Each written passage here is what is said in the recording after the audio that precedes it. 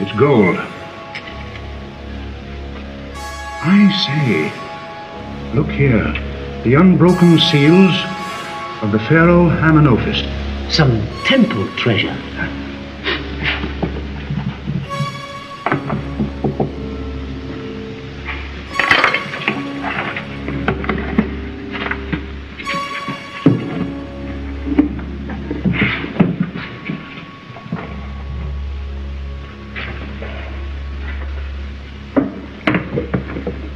We're going to devote our energies to sports and gardening, all the cultural pursuits as far as they're concerned. In fact, we're going to put the goons to sleep. Meanwhile, we dig.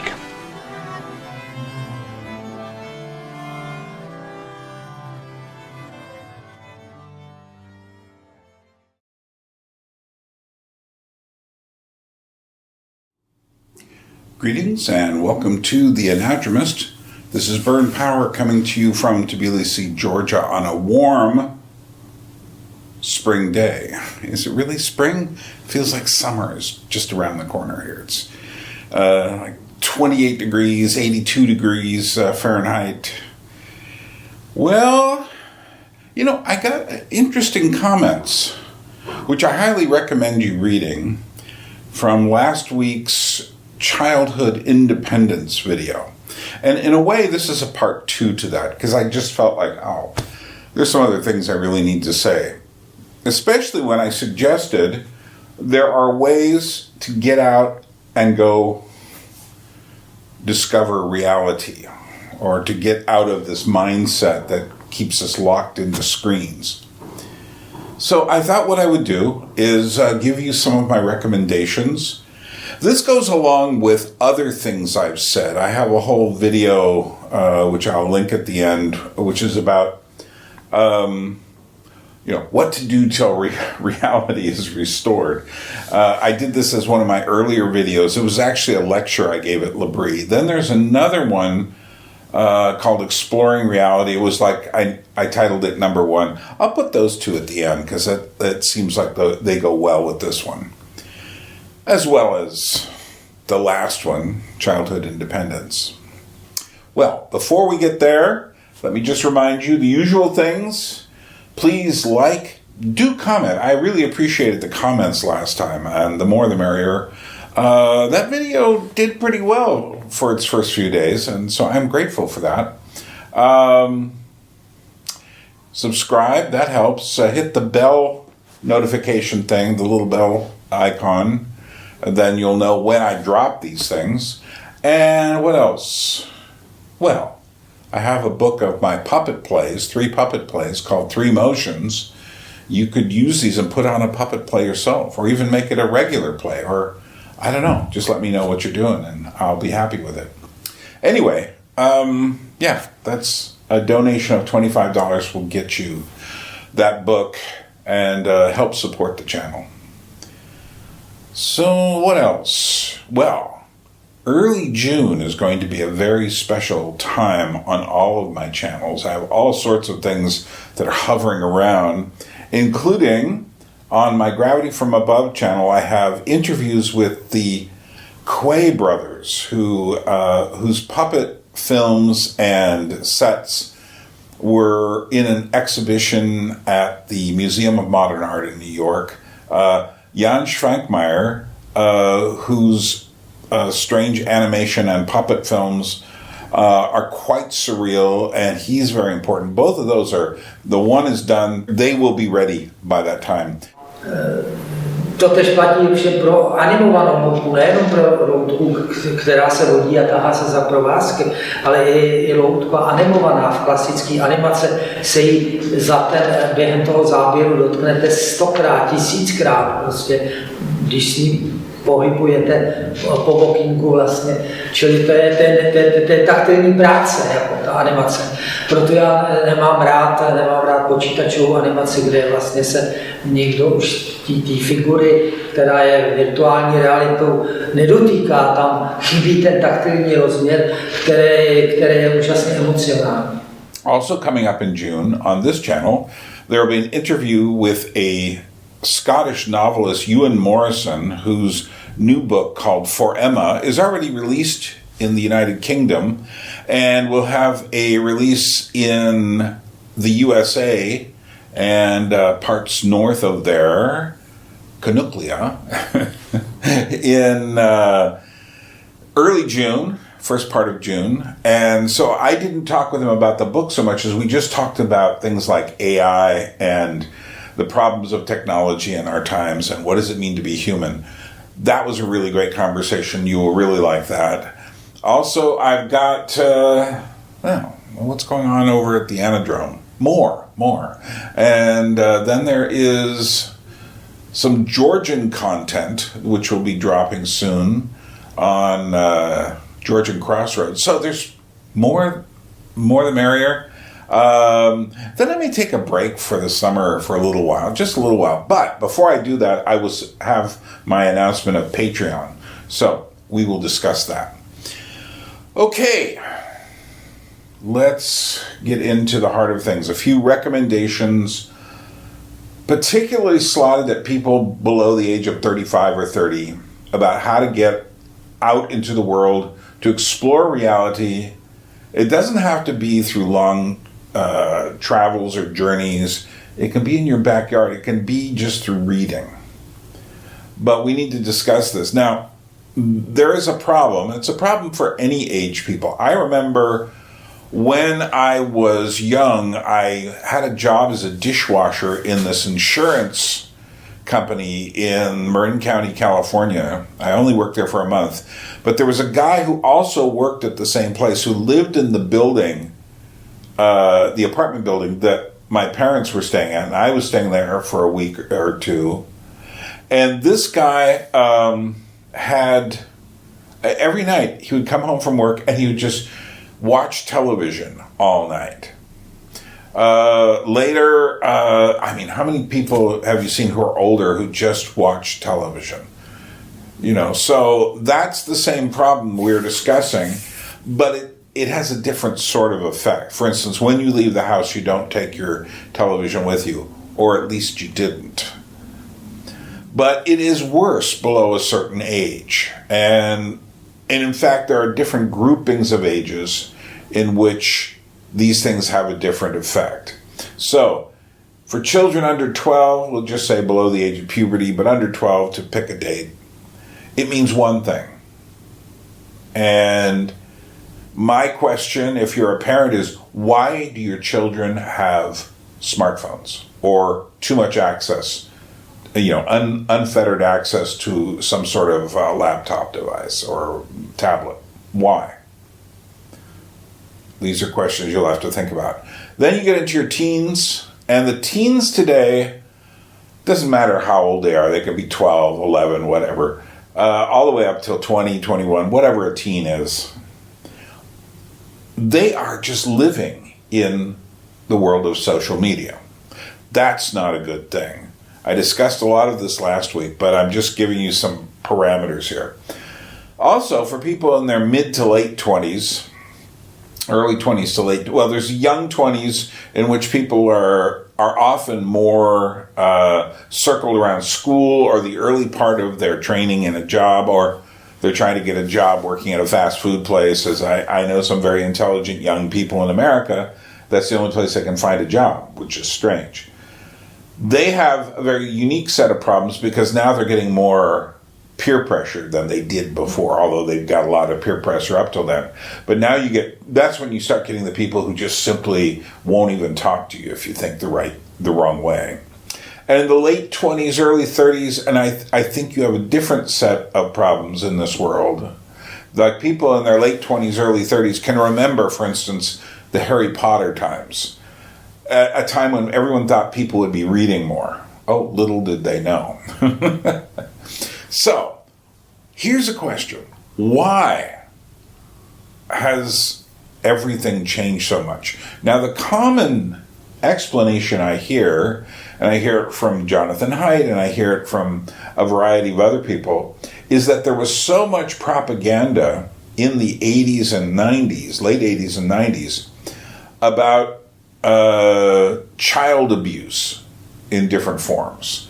and that the parents just got really freaked out and eventually clamped down on their children, particularly second half of the 90s and such. I think this is only a partial explanation. I mean, obviously there are always more than other factors. But here's what I noticed from my own personal observation. It wasn't that. I mean, yeah, this whole concept of stranger danger, which is like one of those, because it trips so neatly off the tongue, people tend to think it's real, when in fact it's become real because we've invented the phrase. So that people are afraid of people they don't know. Although, in fact, most of the bad things that happen to other people happen because of people you know more than people you don't know. But, I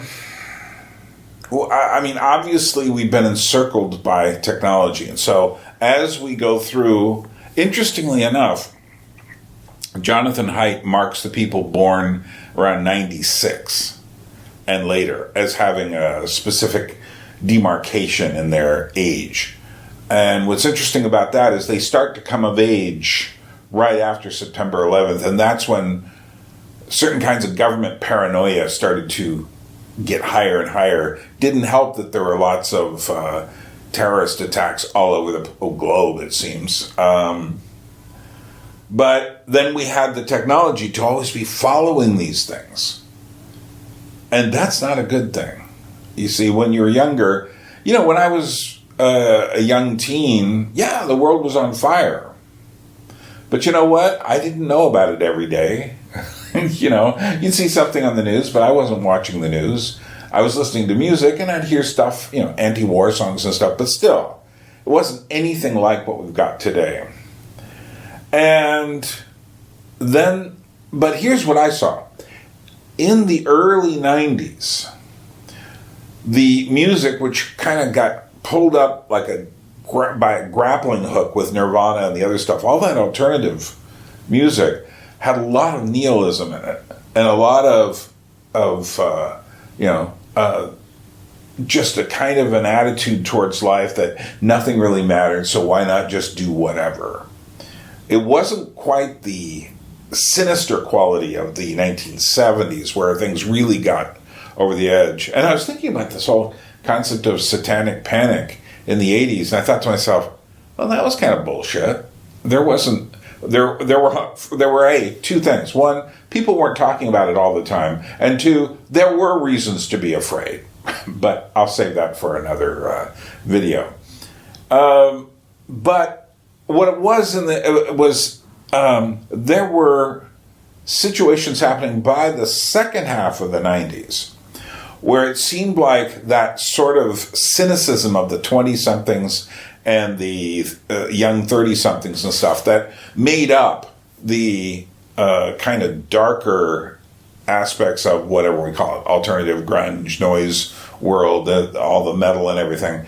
There were aspects of that started to filter down much further into our society. So you started to find in the very late 90s, for one thing, the eyes of the commercial establishment suddenly focused on the young teens more than anybody else, and start putting out movies and music and pop culture all related to these things. But then the actual morality of the children, or the lack of knowledge of anything about morality, started seeping down to 13, 14, 10, 11-year-olds. And so suddenly there are these books coming out about how problematic just the intimate relationships are. Not intimate is the real problem, is they were just casual. And all of this stuff, there were books on these things. I mean, if you want a list of them, I can give them to you, but I'm not talking about those things today. I'm just showing you that this was the setup so that parents became really afraid. And it was because of that, just the absolute loss of control of the children, that they suddenly clamped down more and more and more. So a child growing up in the late 90s would feel more pressure than a child in the 80s who felt more pressure than a child in the 70s. But then by the late aughts, the pressure was almost total. And so you started talking about helicopter parenting, or in the most extreme cases, snowplow parenting. So helicopter is when the parents are hovering around you all the time, make sure you don't get in trouble. And snowplow is that they just push all your problems out before you, so you don't have any, which is a real problem, because you need to face problems in order to grow.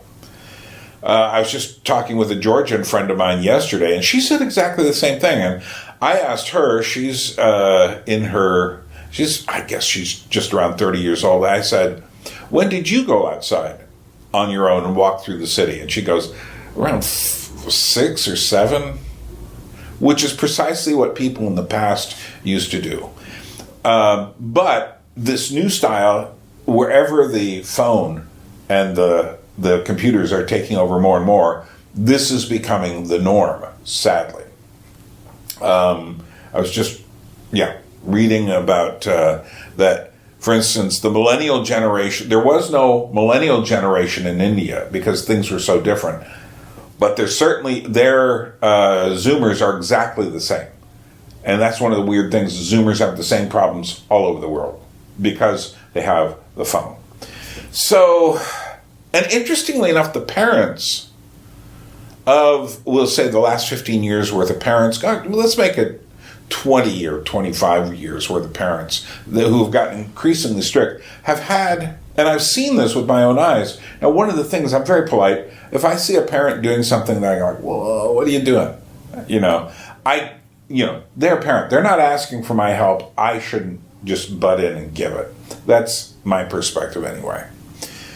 I don't know. Do you think otherwise? Do you think you should say things to parents? I think there are some cultures, maybe the Germans do stuff like that, or the Dutch, but certainly not in America. But anyway, so there are parents who basically look at the technology that the children have, and, we had the internet and the computer, then we had laptops, then we had the iPod. Oh, and then you had, Facebook, and then you had, this new thing, YouTube, and then you had Twitter, and you had Instagram, and you had all these other little social medias, and you have this little device that does so many of the things that other devices used to do, and puts them all into one container. And the parents who think about these things a little bit often look and say, well, I had TV, and that was a problem for some people, but I got through it. You'll get through this. And they don't see it as a problem because they just think it's a continuation of the old things. But the very fact that, there's been a rising tide on this stuff. And now, we're like living in some place where eventually we're going to drown in our technology. So, that's something that parents started to take this notice of. It's only been in the last few years. I mean, I've been thinking about these things since the 80s.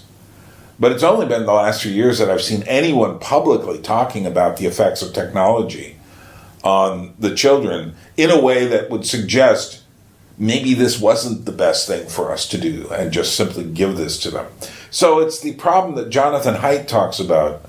On one hand, children are brought indoors to escape the stranger danger and other things lurking outside. And on the other hand, they're given more and more technological devices, more private access to whatever's online, never being given, it seems, a serious talk that little device is like you're lost in a city. And if you take the wrong turn in certain cities, you're on the wrong street. And that's what the internet is like, and that's what social media is like, and that's what it's all like. You have to have some idea of how to use it. So Jonathan Haidt talks about the fact that we moved from a play-based childhood to a phone-based childhood. And this is a real problem. I'll let him explain it here. So I'm a social psychologist, and that means I'm always looking at the effect of people on each other. And so when you ask what is a person, at first I thought, oh, I'm glad she asked that to him because I don't have an answer. But then I realized, so in cultural psychology, there's a lot of research on the self because there are two different sort of modal patterns of selfhood on this planet for our species. The normal one, shared by most people throughout all of history, is called the interdependent sense of self. And it is, you can almost represent with Venn diagrams like, lots of overlapping circles. You exist with other people, for other people. You don't just make up your mind and do something. You have to check with people. You're really tightly linked. And then something happened. People trace it out to certain philosophical developments in ancient Greece. Who knows why? But something developed in Europe and then North America called the independent sense of self, where we think of ourselves almost not like billiard balls, but like I'm a separate circle. And what's in me? Who am I? I have to find who am I? That's my job to figure that out. And then I'm going to go out there in the world, and I might interact with you if there's something in it for me. This independent self is much more prone to loneliness and to a sense of anomie or normlessness because it's not bound in. But I realized, as we were answering the question, I think there's a third kind of self, which has only existed for about 12 years, and that is a phone-based sense of self. Because the way that you develop personhood as a child is you see yourself through the eyes of others. Other people see you as an athlete, so you're an athlete. They see you as beautiful, so you're beautiful. Whatever it is, we don't figure out who we are. It comes out of interaction with real people in our environment, and ideally people who love us and who are there year after year. But what happens to many of you who grew up with a phone-based childhood? If you got a phone, and you had devices before you got your first phone. Now most American kids get it around age 10 or 11, you get your first phone. In Britain, 25% of their 5-year-olds have their own smartphone because it's such a good babysitter, they just routinely give them a smartphone. And if you grow up with a smartphone, first of all, because it tends to take up 8 or 10 hours a day of your day, so you don't really have much else beyond that. And your interactions are not like loving interactions with people who are going to be there next year. It's these fragmented little bits that are coming and going with people you're never going to see again, and a lot of them don't even exist. And so what happens to a self that grows up from the age of 5 interacting in that way? And I think the results are terrible. And that's in part why I think a phone-based self is probably an anxious self, because you don't have like a full sense of who I am grounded in this community. Also, you're almost always way below average because what you see online, everyone is so beautiful. Everyone's showing the best of their lives. So in so many ways, because of course we're talking about like spirituality, mental health, and technology in this conversation. So I'm just really primed to think about the ways that human development was just completely derailed around 2010 to 2012 when childhood switched over to phone-based.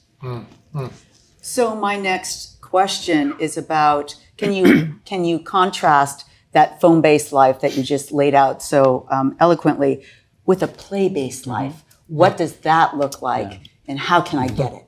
Yeah. So how can I get a play-based life? By playing.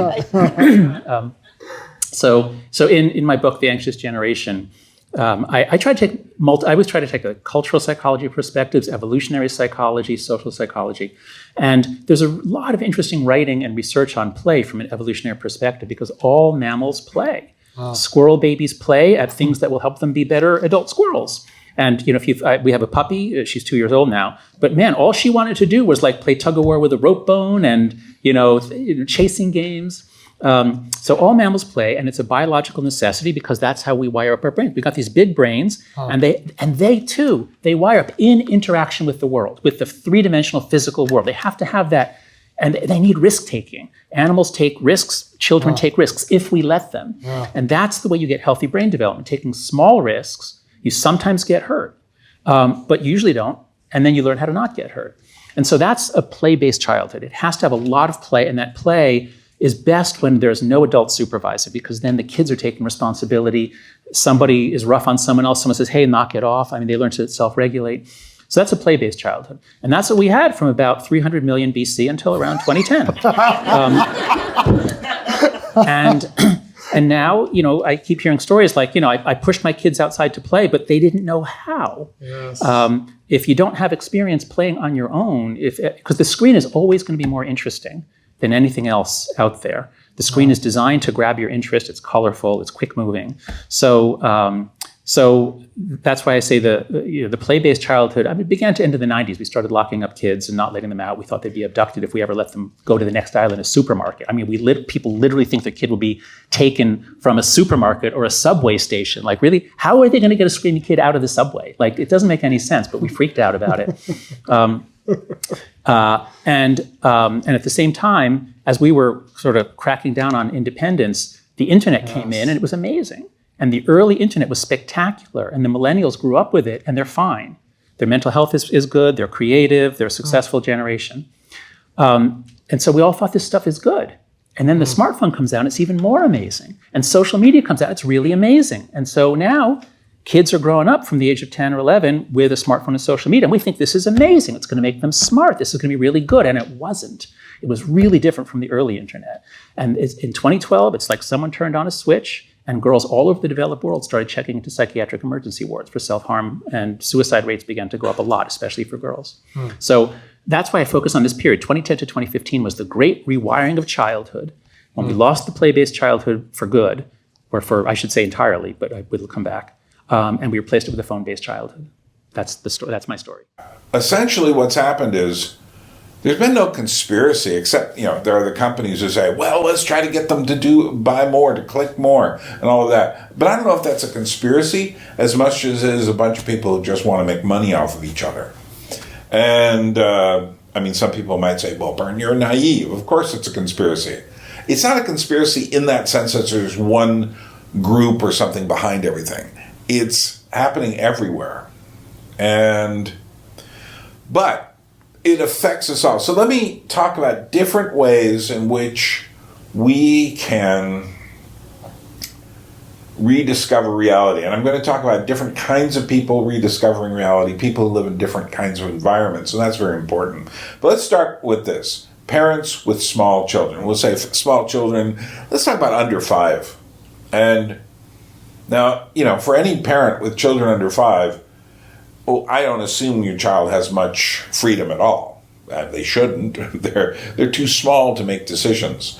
But, however, the one thing we seem to do to our children, and like I say, I've seen this way too often, is to give them screens. Because one thing that has been discovered is if you put a child in front of a television, a tablet, a phone, they will stare at it hypnotically for hours. And you know what that means is they're quiet.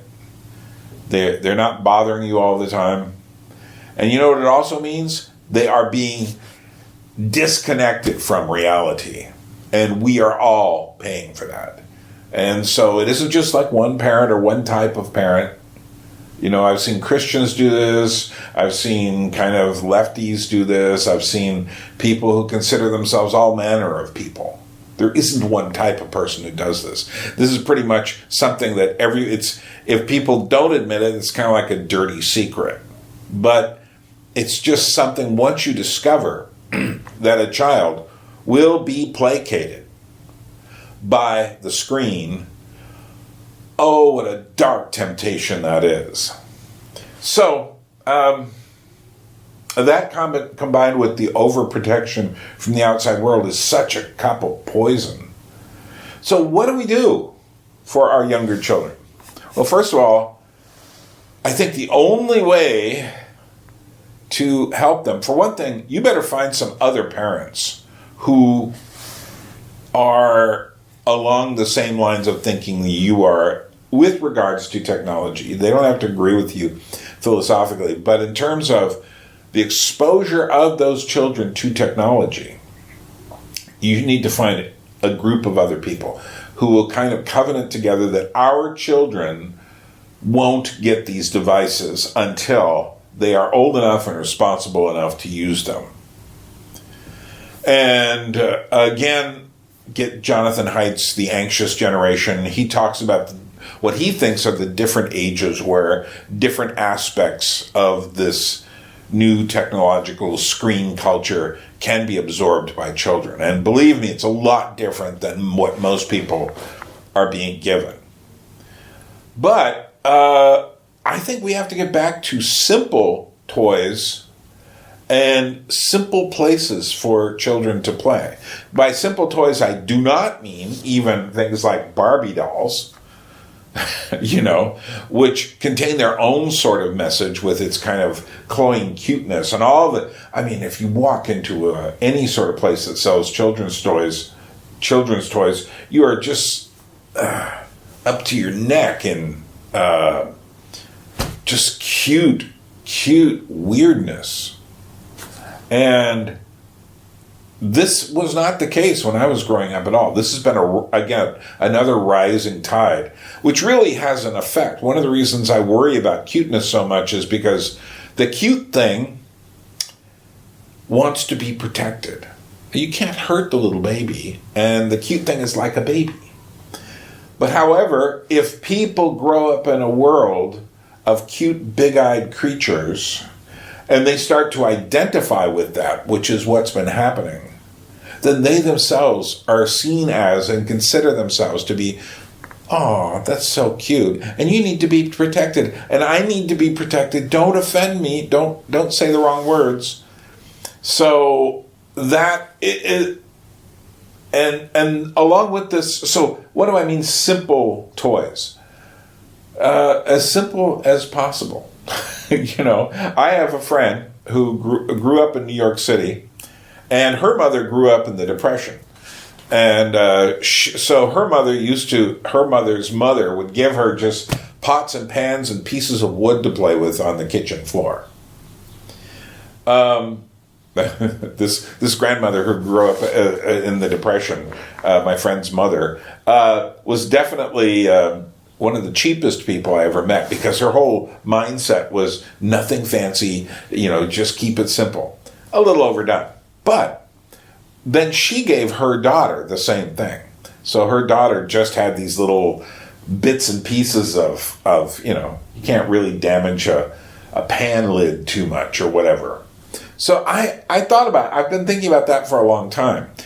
That's perhaps too simple, but you're on the right track. That is to say, don't give children the best toys in the house. Don't give them the biggest plush animal. Don't give them, just this elaborate thing, which is what I know our culture in America has been going that way for a long time, where people just spoil their kids with too much stuff. Then the kids are always comparing what each other has got. So find things that are simpler. Wooden toys.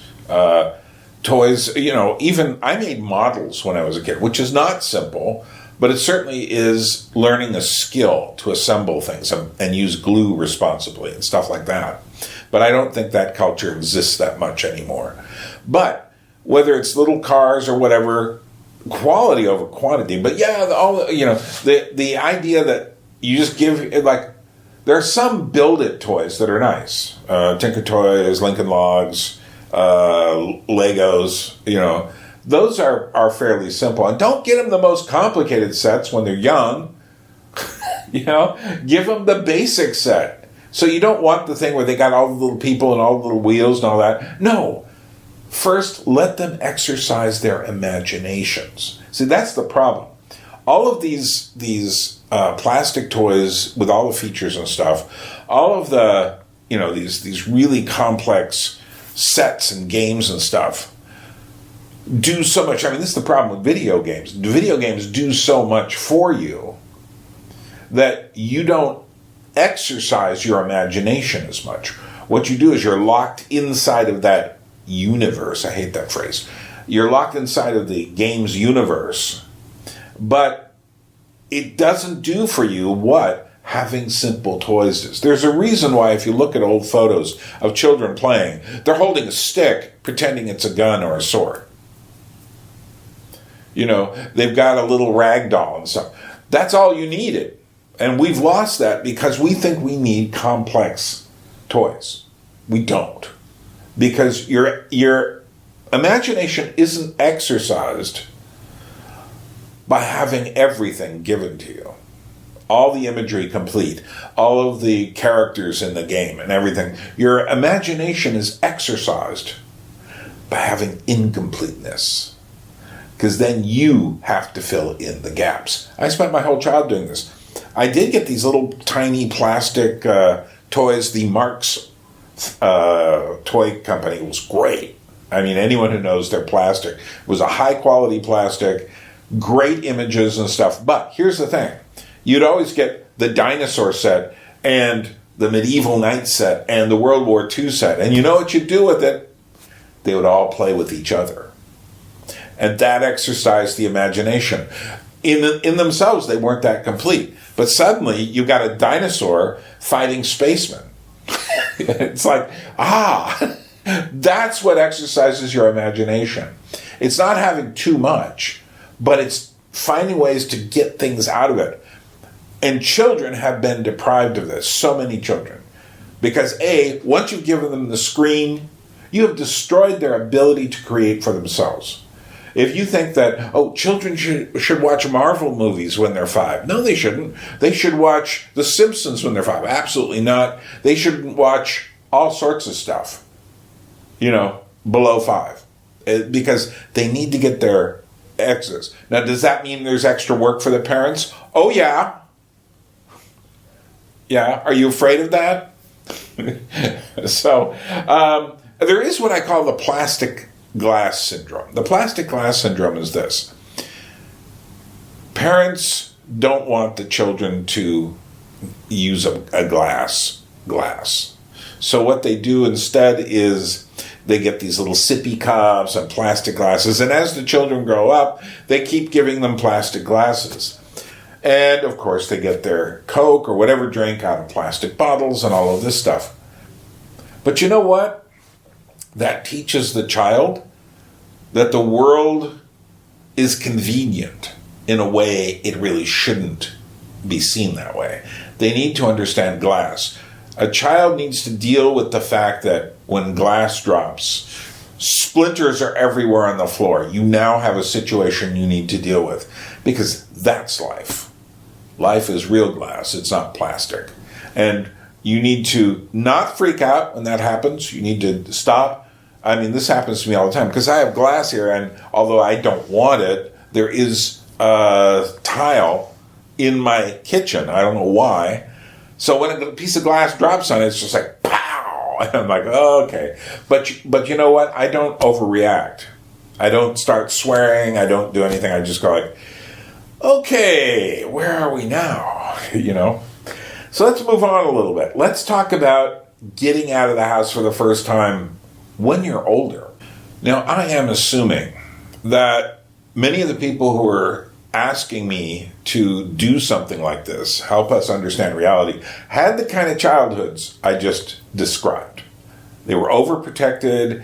They were given too much fancy stuff, screens, and they were not allowed to exercise their imagination or intelligence.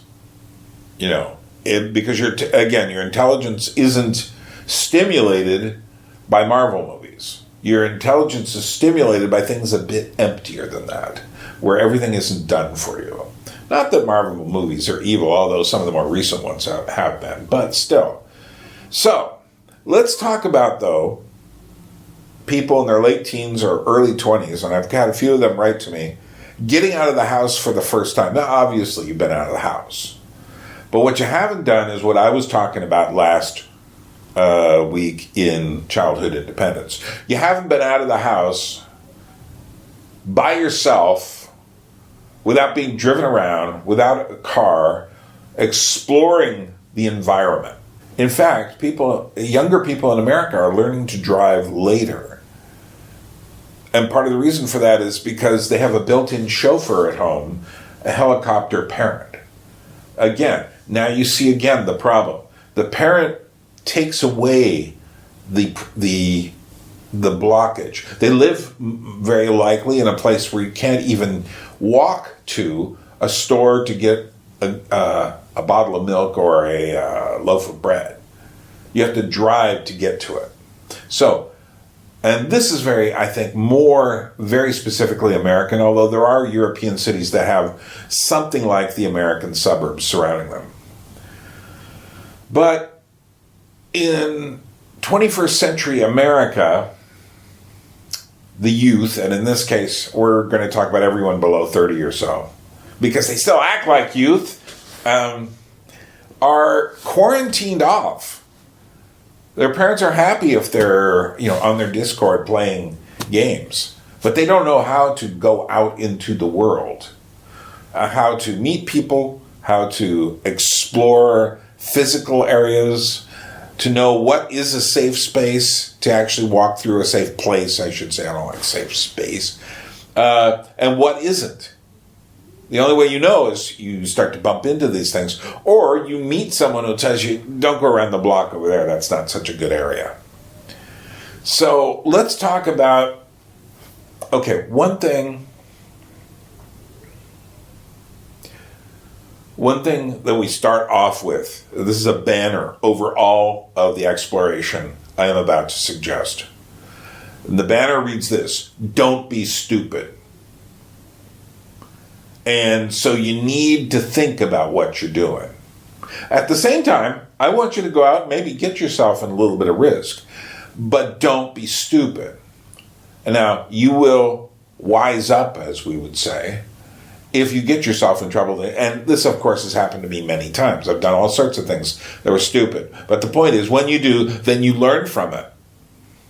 So, don't be stupid. This could be the motto of New York City. And in fact, one of the things I've known about New Yorkers, I'm talking about serious New Yorkers, not people who come there for a year and go, is that stupidity is not rewarded in New York City. People look at you and say, well, why didn't you know that? It's because you didn't ask questions and you were stupid. For one thing, there are different kinds of environments. We're talking about getting out into the physical world, but we're also talking about even online exploration, looking for a subject or something. You need to realize there are different environments. Everything is not the same. And because everything is not the same, you need to adjust your attitudes in different places. You can't be one person all the time. You have to, like when I would go from Alaska to New York City to visit, when I arrived in New York, bam, I was the New York person again. Why? Because if I was the Alaskan person, I would be stupid. But as a New York person, I walk down the street and I recognize one of the hallmarks of having spent, 16 years in New York is you're walking down the street, there are maybe 50 people walking on this one block, and your eyes categorize them all. And so you look over there and you say, okay, homeless guy, not a problem. He's probably a wino looking for extra food. You look at the next one, you go, homeless guy, possibly a problem. Look at the way he's weaving. You see a couple of kids coming towards you. You look at how they're walking, and you say to yourself, okay, that one looks like it's trouble. This guy, these guys look great, whatever. You're looking at what's happening in the streets as far as the traffic goes. You're looking around at see if there's police. You're seeing who's a tourist, who's not. Oh, that person's a lawyer. Oh, that person, and you just look at all this. You have to, because when you don't, and I have gotten into trouble in New York City a few times by not paying attention. And it is that not paying attention, which is stupidity. So part of what getting out into the world is you need to develop a sense of attention. And I'll give you a few little exercises here to do that. You also need to recognize when you don't need to bring your phone. And that should be more than you think it is.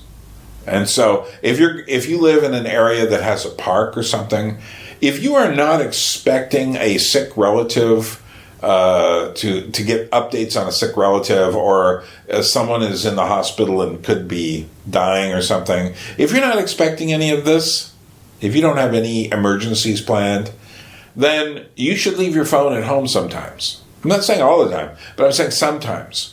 Give yourself some distance from it, because it'll be very different for you. And this was true in Alaska. I would often walk, because I could go far enough where there's no phone reception anyway. So why do I need it? And I'd bring a real camera instead of the phone camera. Also, you need to learn that your phone gives you a false sense of security. You think you're always not far away from some emergency responder, someone who will come to you if you're in trouble. But that isn't true. Now, the extreme case on this is back in Alaska. There is a mountain, Mount Rapinski, which hangs over the town, and it's around 3,000 feet or so, which is around 1,000 meters. And now, this is a pretty gentle mountain when you get to the top, but it's also, when you're at the top, you're about 2 or 3 hours away from the city. And one day in January, Alaska, the police got a phone call on their cell phone from a guy who went up there, was snowshoeing at the top, slipped off about 1,000-foot cliff, and ended up trapped in the snow. Why was he up there? He considered himself to be safe because he had his phone. And so what did he do? He called the police. And what was the first thing the police told him to do? Turn your phone off, because you are now running on limited batteries. And fortunately, the guy was alive. He'd broken his spine a bit. He was still able to move a bit, but he was in absolute pain. He'd slid down into this crack, and we could look up from the bottom. I was actually working for the local KHNS News at that time, and we could look up, and I did a whole report on it, which is really fascinating. But before I go into that, the whole point is this. He thought he was safe in this crazy place just because he had a little phone. The phone does not make you safe. It can help sometimes, but in itself, if you walk on the wrong street in the city, your phone isn't going to help you in time. So, in other words, there's a whole series of things here related to stupidity, safety, and the phone, and why you need to develop your sense of attention apart from the phone. So, let's talk seriously about exploration. And again, we're just giving you some examples here. But let's talk about, before we talk about anywhere to go or any environment you might be living in, let's talk about this. One of the most fascinating things I've discovered is how many people say that where they live, there's nowhere to go and nothing to do. What does that mean? For instance, before I left New York City, I told people I was going to live in a little town in Alaska. I had a few photos I'd taken and stuff, thinking, oh, that's beautiful. But more than once, I heard the following reply. So what are you going to do there? Now, I did a lot of things in Alaska. You know, I went down to the docks and got fish from the fishermen.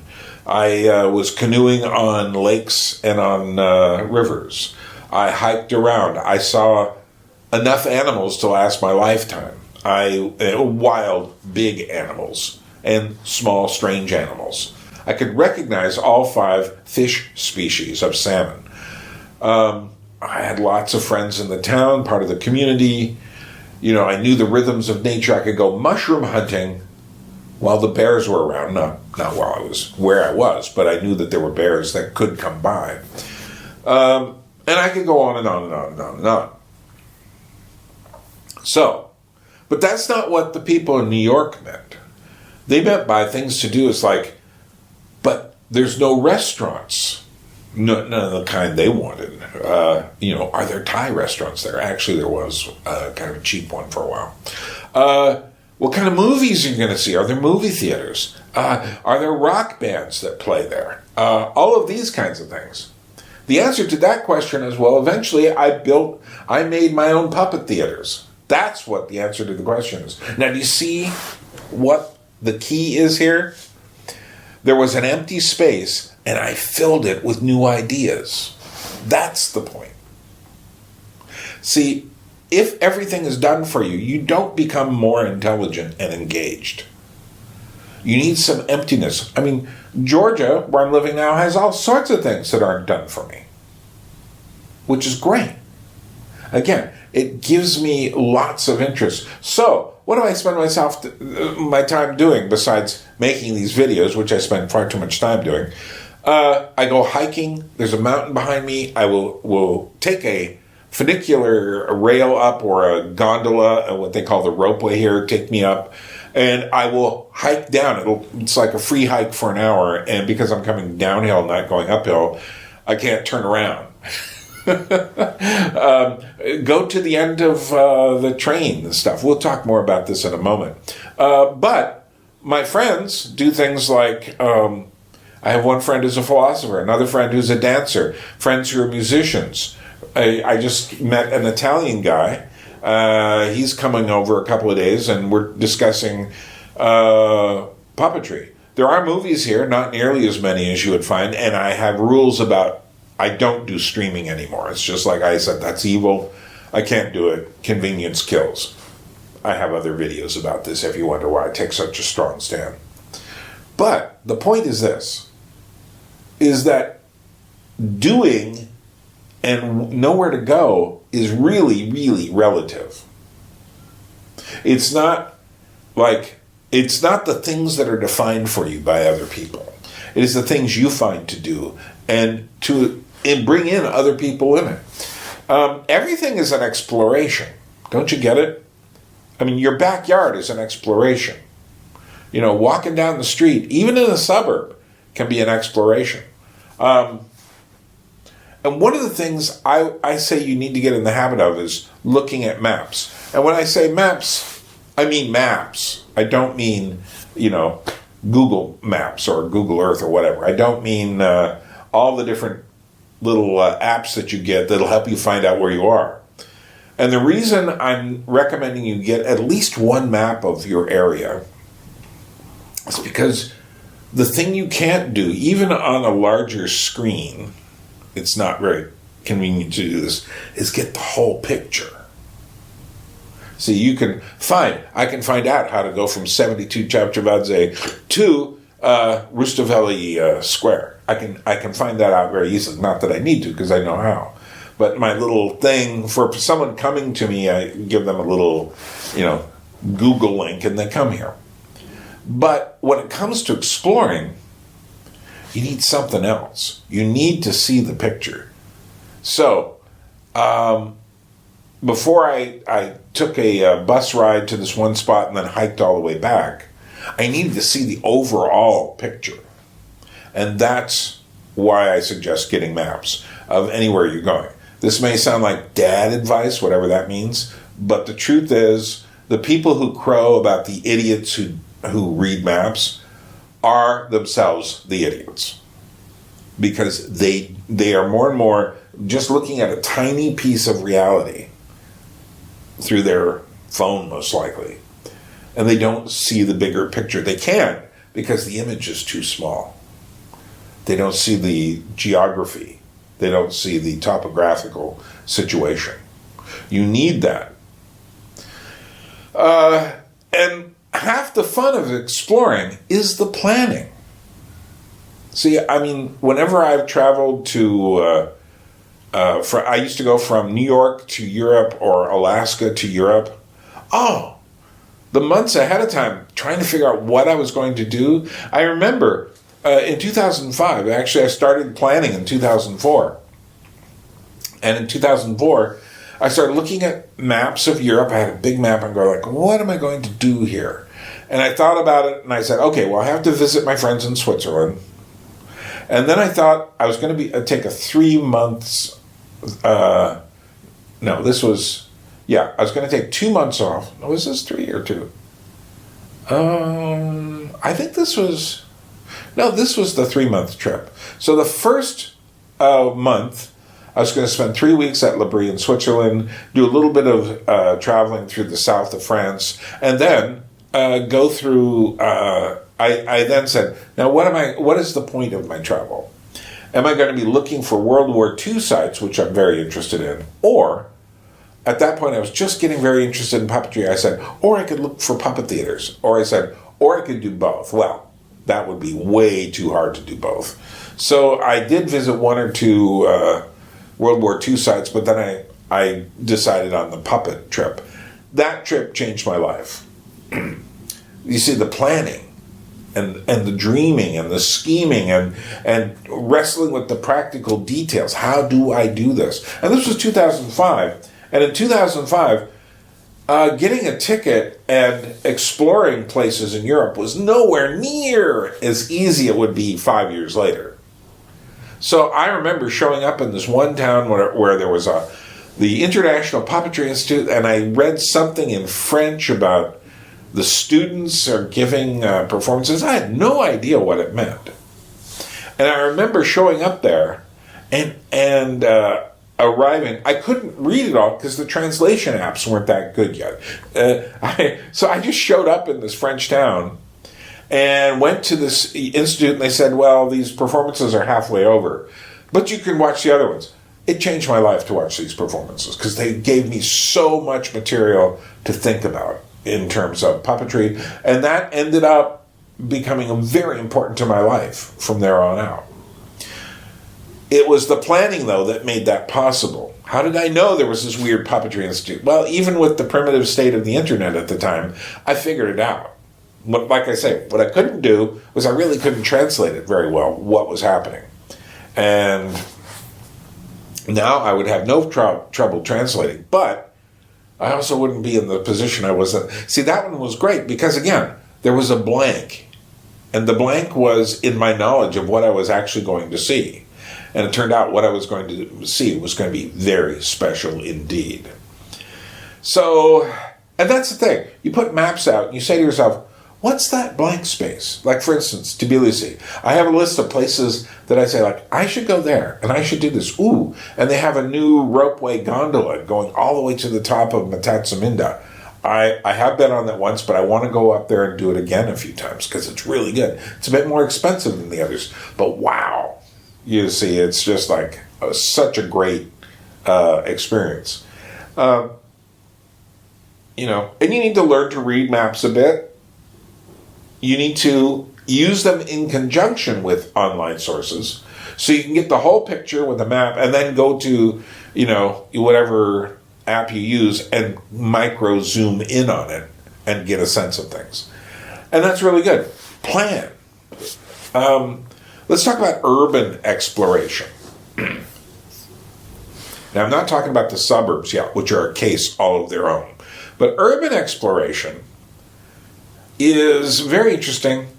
Rule number 1, use public transportation. Taxis are not the way to explore. They're too expensive. Walking will only get you so far. But use public transportation. Know what's at the end of metro or subway lines and bus lines. Now we're just talking about urban situations here. Here, some of the bus rides I've taken here, I spend one lari. One lari is about 35 cents. I put that in, and suddenly I am 45 minutes away, going up into the Lesser Caucasus. I get out at a town like Kojori, where I did a whole video on it. In fact, I'll show you a few images from it right now. My trip to Kojori. And I spent some time in the town exploring. I found an old abandoned theater building built during the early Soviet period. And then I stayed there 3 days for one lari, but it cost me about $25 a night. But then I walked home because it was all basically downhill. The weird thing about the Lesser Caucasus is it's a series of kind of volcanic plateaus, unlike the Greater Caucasus, which are just a huge thrust out of the ground and just go straight up. So, cost me one lari transportation cost for the whole thing.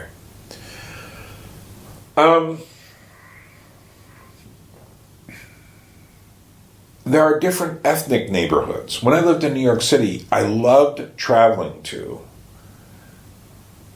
the end of the F train, goes to Coney Island, Bratton Beach. And those are two totally different places. Coney Island had the remnants of the old, funfair kind of beach scene. And Brighton Beach still does have a Russian and even Georgian presence there. So, and I would go to those places many times and explore. I would also go to Flushing and Queens, which had so many ethnicities there. Pakistani, Korean, Chinese, South American. I would also go to, in the time I was in New York City from 1980 to 1986, somewhere in the middle there, they put a Koreatown in the middle of the city. There was a whole block that was kind of a Korean place. And of course, I would go to Chinatown. Chinatown was the best ethnic enclave. But I went to Jewish enclaves, I went to Irish enclaves, Italian. And that's one of the great things about living in one of these classic cities. Now, it's different if you're in Denver or Dallas or Sacramento or something. Your cities aren't divided quite the same way. Nevertheless, there are areas that you might think about going to. I would always ask someone, have you ever been there? And they will tell you what kind of neighborhood it is. But use public transportation if you can. Even California cities have buses. Even in Marin County, they have a bus line that goes into San Francisco, but it also goes to many other places in Marin County. So, look for the buses, look for the metros or the subways or the tubes, whatever you call them. Everywhere has one. And ask yourself, what's over here? What's over there? It's a question of using that ability you have to ask questions and then do something on the basis of your questions. And when you travel, go for a purpose. Like maybe you collect something. Maybe you collect records or old Blu-rays and DVDs. Maybe you want to go to a flea market and pick up some sort of furniture for your room. Maybe you're looking for interesting foods from these ethnic regions. Maybe one of the places I loved the best was when I would go to Woodlawn Cemetery in New York City. Now, it was way up in the Bronx, and if you know anything, that's a long train ride from where I was down in the East Village all the way up to the top of the Bronx, because it's the last stop. And I would get out there, and it was an amazing place. And after I discovered it, guess what I did? I brought friends. I said, I have to take you here. The place I really did this, though, was there was an abandoned asylum on this little island in the East River between Manhattan and Queens, and it was called Roosevelt Island. And it has a very strange kind of, it was supposed to be a futuristic sort of city when it was first built. Now it just feels kind of weird and unusual. And there is a kind of a gondola tramway that goes over from the city to it, which is a great ride all by itself. But I would go through this gate, you hear what I'm saying, sneak around the side, and I would go into this. It was a huge building. They've since torn all of it down. They've left a couple places up for decoration. But I would eventually walk into the basement of it, which was pitch black. I would bring candles, or not candles, I'd bring flashlights. So, and I'd bring my friends there. I brought numbers of groups and individual friends there. And they all, when they look back on their visit to New York or their time in New York, they always say, yeah, that was one of the best things I ever did there. And just an incredible place to visit and to explore. Now, you've got to be smart about stuff like this. I generally was. I did get kicked out once. One time, I went with a friend and we discovered this door that opens up and goes down to the subway, which was going under the river. And so I said to my friend, let's do this. And so we went 3 floors down. I did it more than once. Once I discovered this, I said, let's do it. So as you can see, I never stopped exploring. And I've never gotten out of the habit. Yeah, I sit here and I do stuff and I'm watching stuff and I'm making videos, but I'm always saying to myself, I got to get out. Let's do something interesting. And so, like I say, I have a list now of 5 things in the city that I really want to do. and that I haven't done before. And I could go on, but let's do these things first.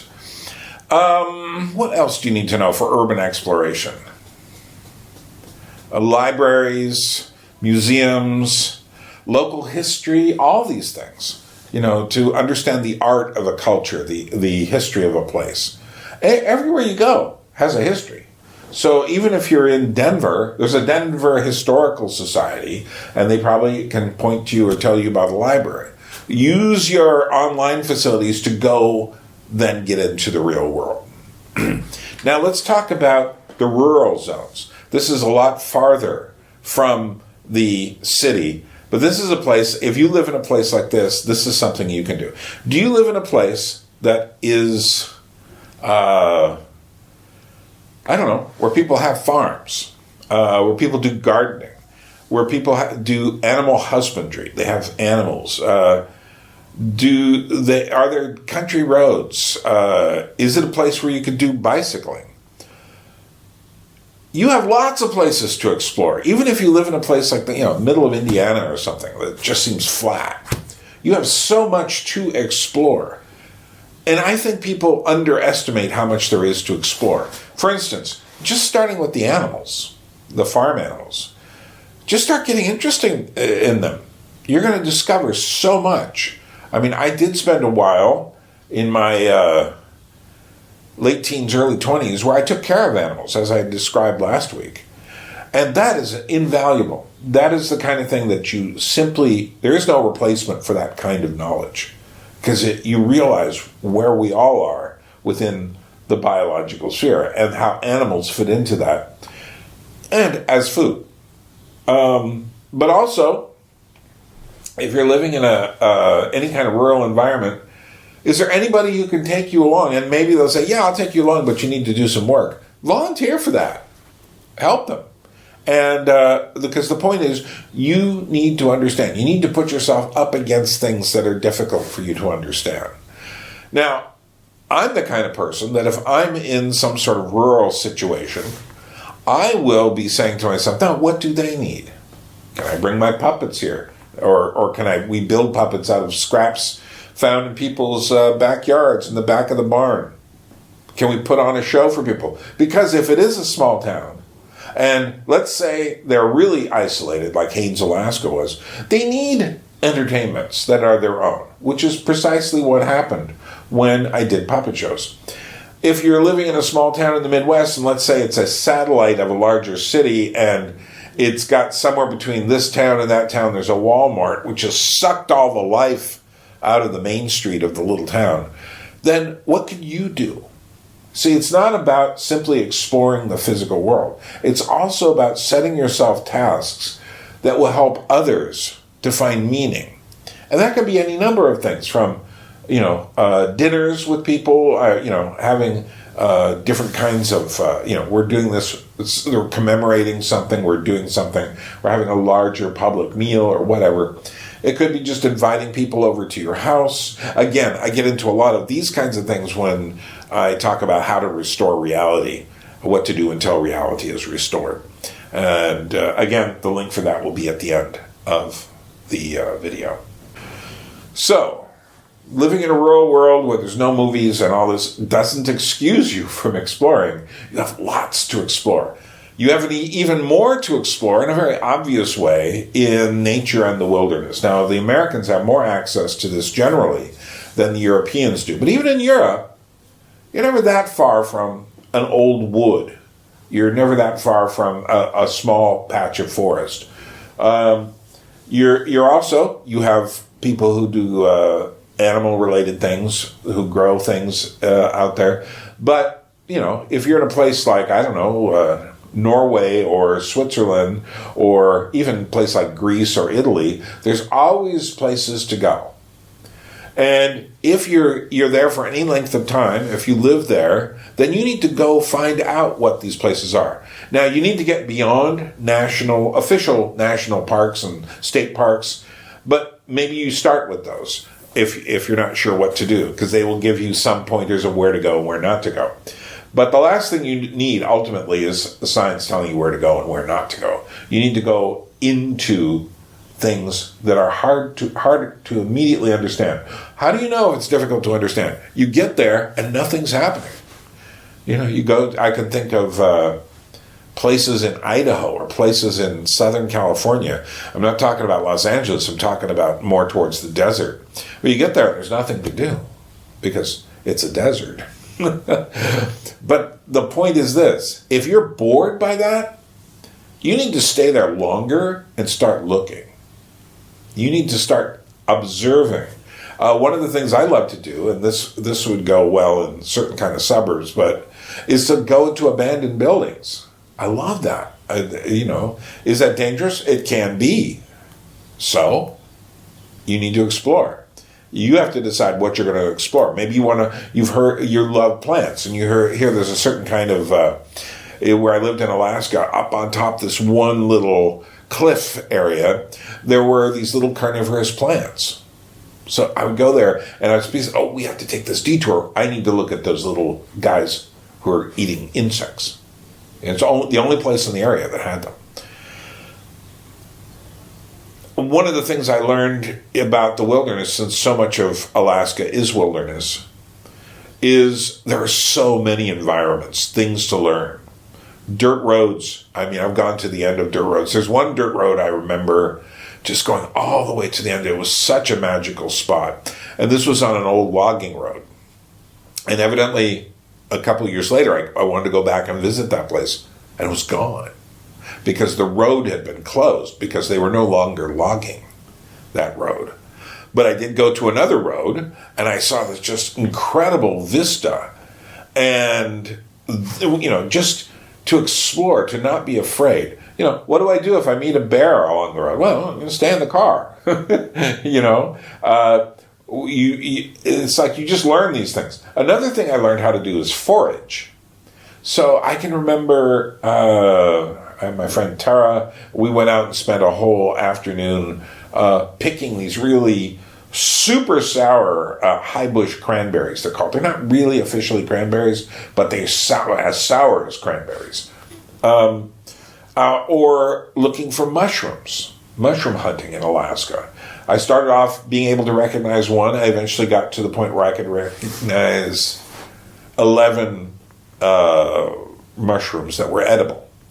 And I'll tell you, doing that in, say, September, when most of them are coming up, is such a magical experience because not only are you out there looking, like chanterelles are orange and such, and you're looking through the undergrowth of the trees for something that's orange. So your color perception is being activated. It's a certain kind of orange. It's not the same orange as a leaf that's fallen. It's not, and there are different shapes, but you want one shape, so your eye's looking. But what you're also doing while you're doing that, and if you find one, it's like, I found it. But what you're also doing is you are keeping your ears open.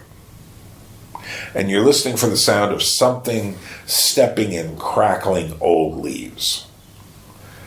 Because anything that'll make a sound like that is probably a lot bigger than you are, whether it's a moose or a bear. So you need to listen for that.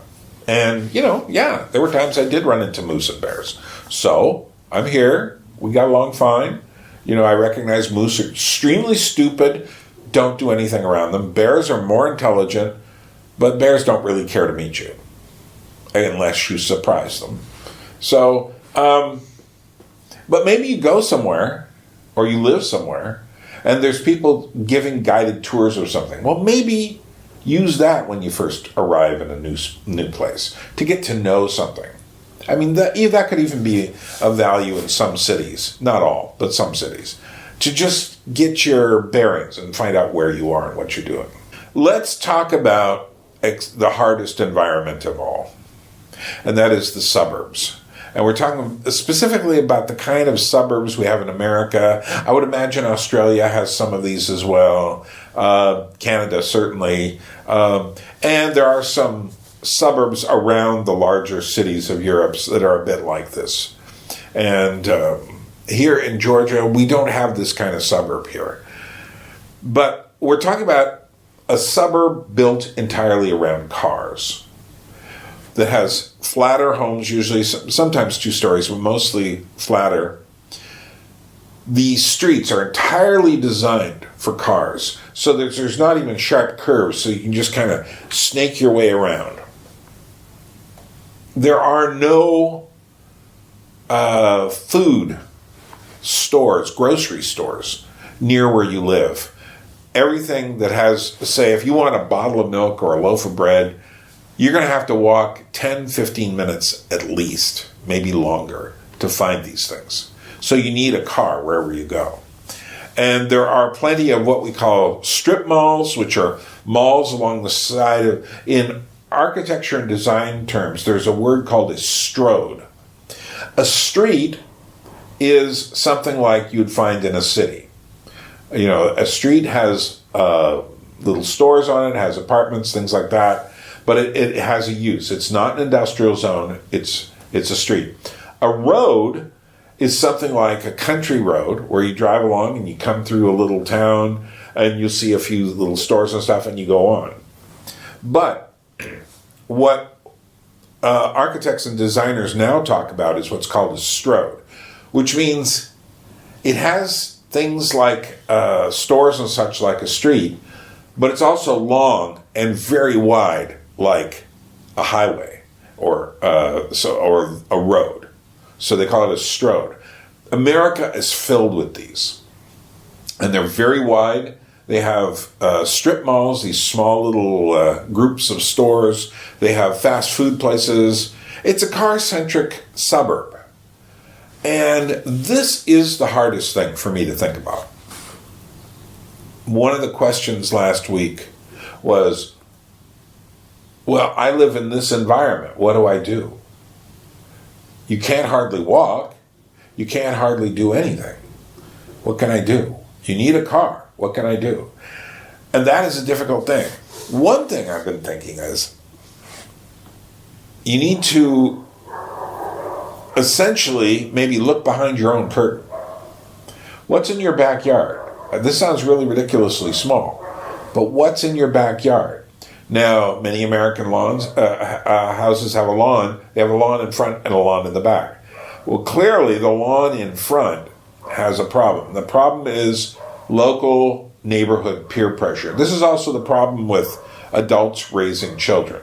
Adult peer pressure is a terrible thing because you're basically told, no, you can't do anything in front of your house. Children hardly even play in front of their houses anymore. So all your lawn is for is to appease your neighbors. So if you do things like let your grass grow, put walls where there's not supposed to be, people will seriously complain. And then there's a housing, what do they call it? Committee or something like that, where you will get people who, they will file formal complaints against you with the city for violating certain things. Meanwhile, in the backyard, many backyards are a really great place for exploration because they often have a tree somewhere in the back or a piece of grass. Now, I'm obviously narrowing everything down. If I wanted to find nature in New York City, I would not go to Central Park because Central Park is not nature. It is a man-made park with tons of people. And people who do things in the corner in those parks, you don't want to meet them. But in your backyard, what I did find, nature-wise in New York City, I found 2 places I could go. One is I look at places where the weeds are growing through the bricks. And to me, that was like a victory for the weeds, because they have a lot of work. The other place was to go up on the roof. And if I'm up on the roof just looking up and I don't see any other buildings around me, I'm in nature again, because it's just what it is. It was also a great place to watch fireworks from. So, but no, the suburbs are really difficult. Again, is there any, if you don't have access to a car because you're too young, is there any nearby, within walking distance, public transportation? There often is, but you might have to walk a while to find it. If there is, do a little planning. Think about it.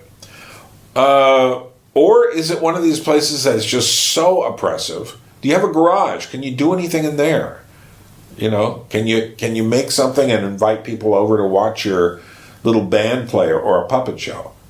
Or you may plan on moving out of the area. Personally, I would not live in a suburb, the American-style suburb, because it's been made to be a dead place.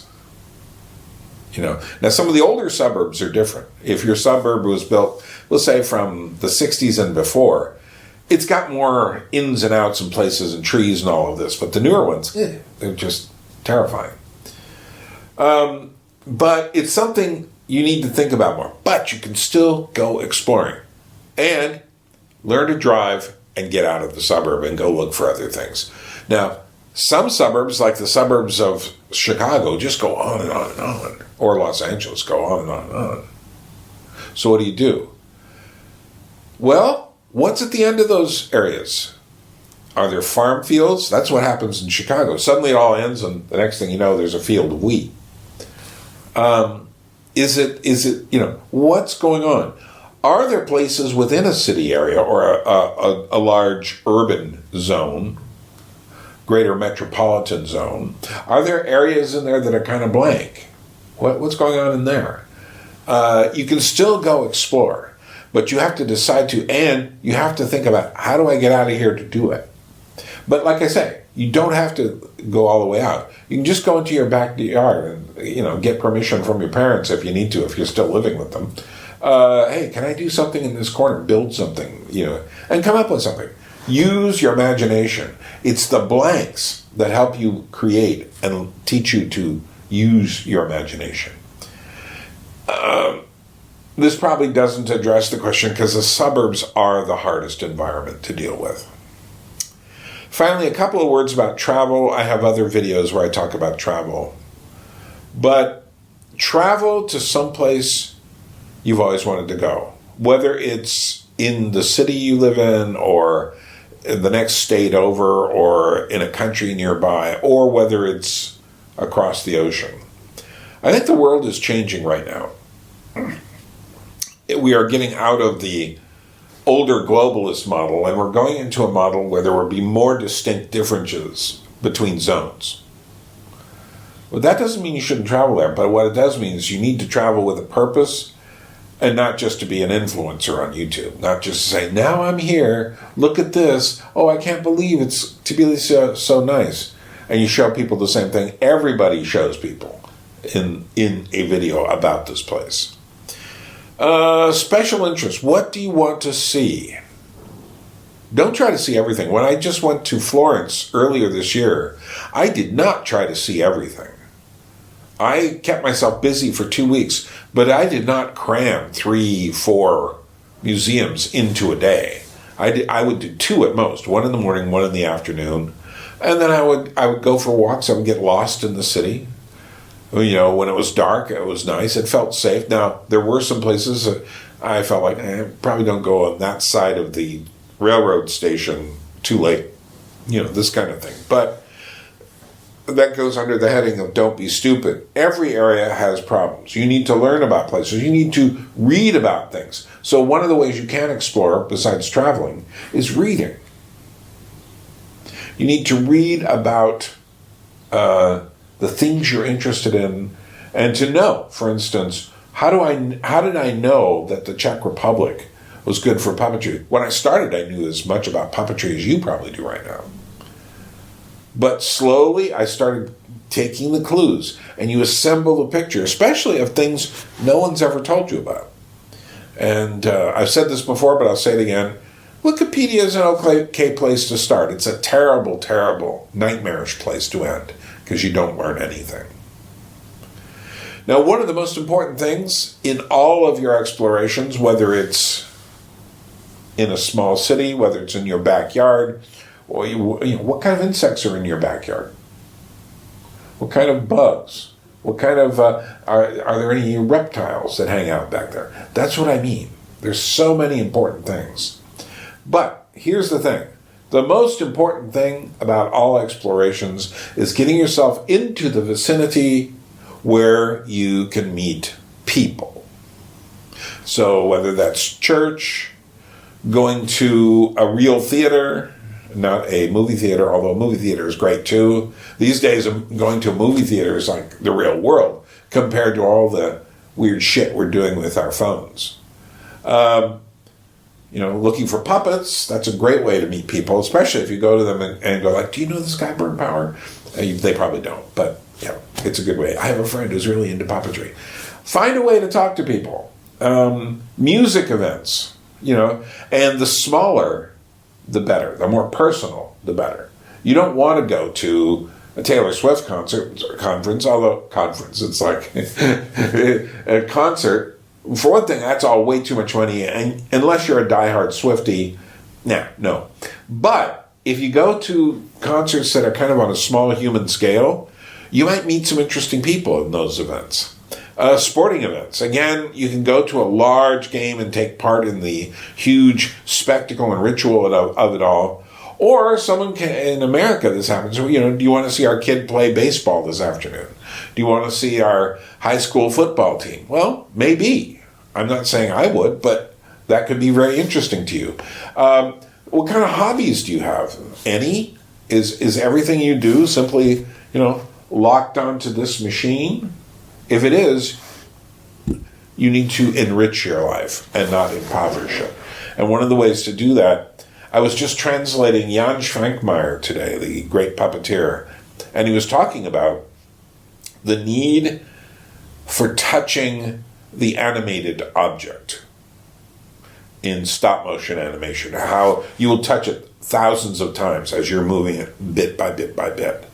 And he says he doesn't like digital animation because there's no reality to it. There's no tactility to it. And so you need hobbies that have a physical tactility. That could be book collecting. That could be looking for records or physical media.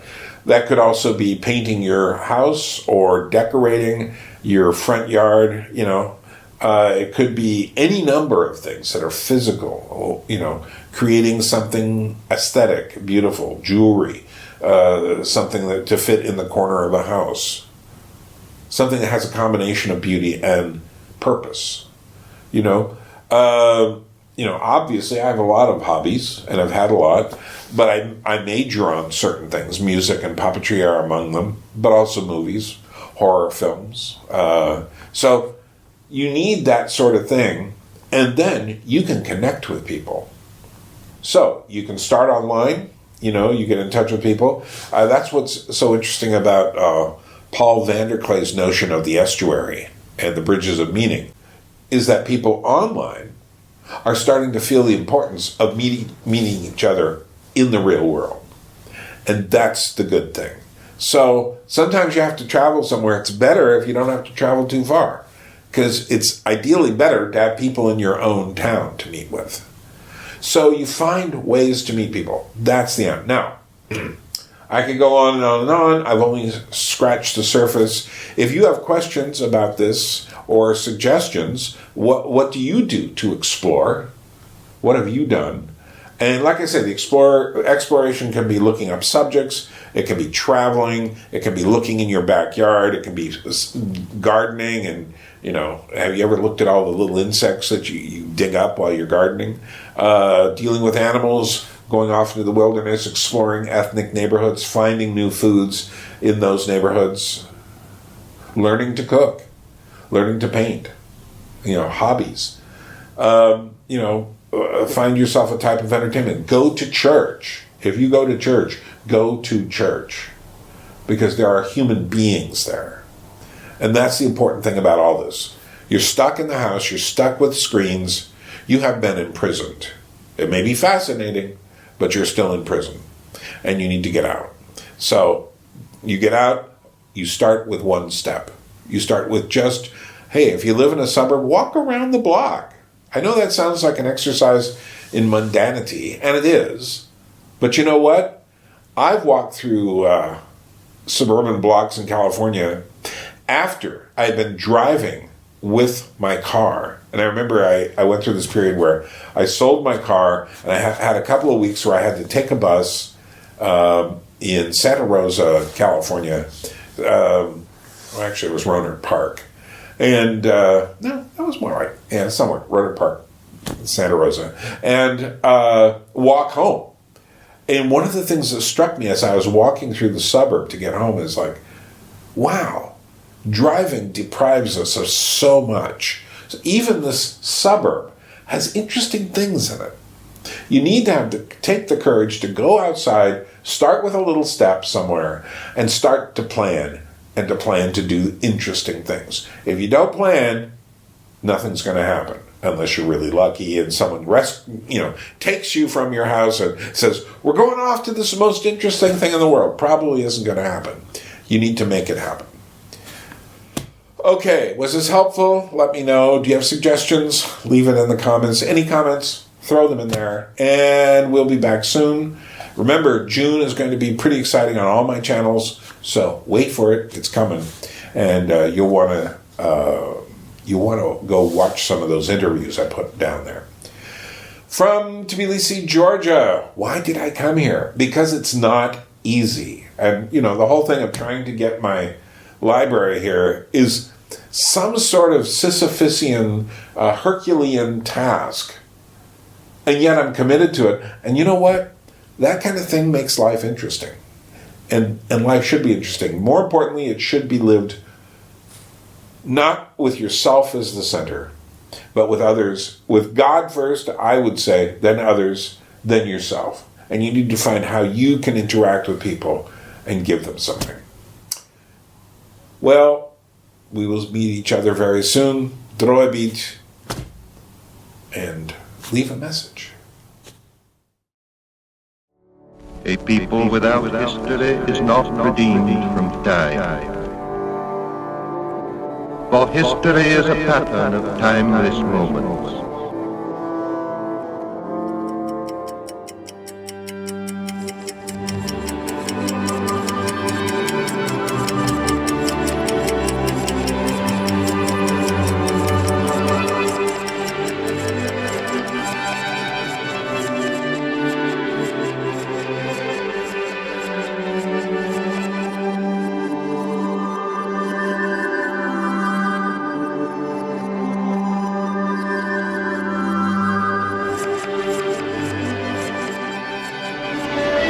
Since the historic voyage of Columbus, the science of map-making has played a leading role in the birth and development of America.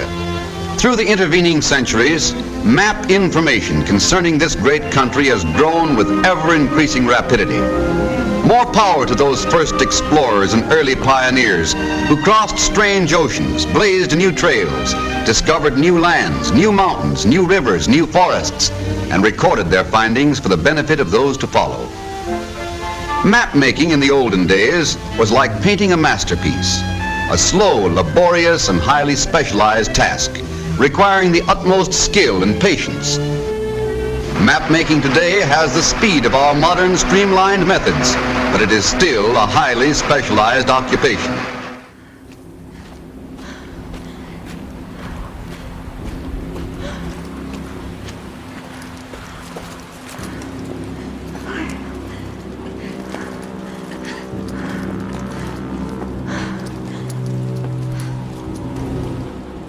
There's a